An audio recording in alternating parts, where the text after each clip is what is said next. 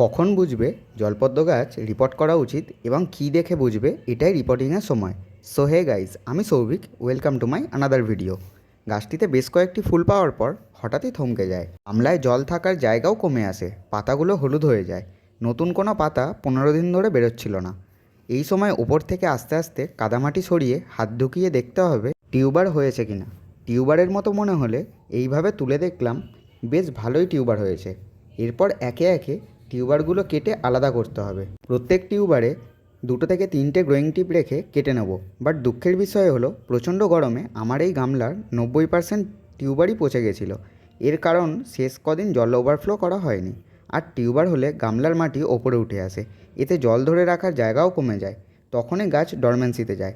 এতক্ষণ যে ভিডিওটা দেখলে এটা সেই বেঙ্গল প্রিন্সেস জলপদ্ম গাছটি। মাত্র এই কয়েকটি টিউবারই বেরিয়েছিল। তো সবাইকে বলবো, যারা পদ্ম গাছ করছো গামলায় মিনিমাম 3 থেকে 4 ইঞ্চি যেন জল সবসময় থাকে।